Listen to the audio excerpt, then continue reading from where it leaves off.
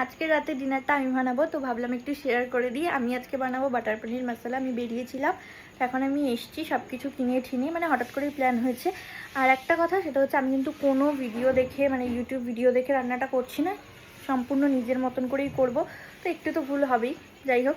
তো চলো তোমাদের সাথে শেয়ার করি। আমি রেডি করে নিয়েছি পোস্ত, কাজু বাদাম আর চারমগজ, এটাকে আমি একটু ভিজিয়ে রাখবো কিছুক্ষণের জন্য। তারপরে এটাকে আমি পেস্ট করবো। আমি পনিরটাকে ছোটো ছোটো করে কেটে তারপরে ভাজবো। পনিরটা কেটে নিই। আমি কড়াইয়ে তেলটা দিয়ে দিয়েছি। কড়াইটা দেখে প্লিজ কেউ কোনো মন্তব্য করবে না, কারণ এটা আমাদের অনেক দিন আগের কড়াই, মাটা যত্ন করে রেখেছে। তো এবার আমি এর মধ্যে তেল দিয়ে দিয়েছি আর দিব একটু বাটার। তো বাটারটা দিয়ে পনিরটা ভিজিয়ে রেখেছি। এবার আমি টক দই এর মধ্যে নিচ্ছি, আর যা যা গুঁড়ো মশলা সেগুলো অ্যাড করবো। এর মধ্যে দিয়েছি আমি টক দই, জিরে গুঁড়ো, লঙ্কার গুঁড়ো, একটু ফ্রেশ ক্রিম, নুন। ব্যাস, এবার এটাকে আমি ভালো করে একটু মিক্স করে নিচ্ছি। আর এটাকে এবার আমি পেস্ট করবো, যেটা আমি ভিজিয়ে রেখেছিলাম। এবার এটাকে আমি পেস্ট করবো। চলো, হয়ে গেছে পেস্ট। এবার মেন রান্না করা যাক। আমাদের একটু বেশি পরিমাণে বাটার দিয়ে দেবো, যেহেতু এখন বাটার পানি মাঝে মাঝে বাটারটা দিতেই হবে। এখন আপাতত এর জন্য ঝালের জন্য আমি দুটো কাঁচা শুকনো লঙ্কা দিয়ে দিয়েছি। যেহেতু আমি ঘরেই করছি, তো নিজের মতন করে করছি। এবার আমি পেস্টটা বানিয়েছি সেটা দিয়ে দেবো। ফার্স্টে আমি দেবো একটু ভালো হয়ে গেলে টক দই আর জিরে লঙ্কাটা দিয়ে পেস্টটা বানিয়েছি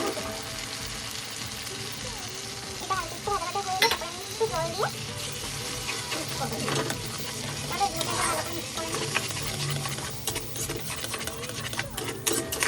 মশলা থেকে অল্প অল্প তেল ছাড়ছে, আর একটুখানি ভালো করে কষাতে হবে। আর আমি এর মধ্যে একটুখানি চিনি দিয়েছি, আর একটুখানি এটা করতে তারপরে আমি এর মধ্যে পনিরগুলো দিয়ে দেবো। ফার্স্ট একটু জল দেবো, তারপরে পনিরগুলো অ্যাড করে দেবো।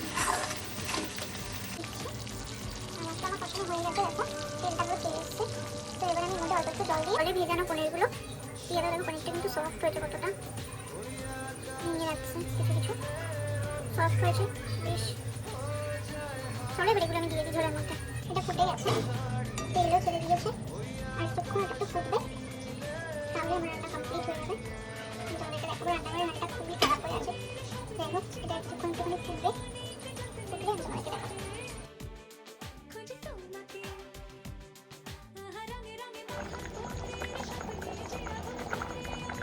তরকারিতে তেল ছেড়ে দিয়েছে আর হয়েও গেছে রান্নাটা।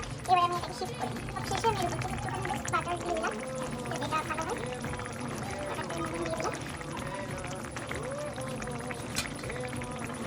চলো, রান্না কমপ্লিট। এই যে আমার রান্নার ফাইনাল লুক।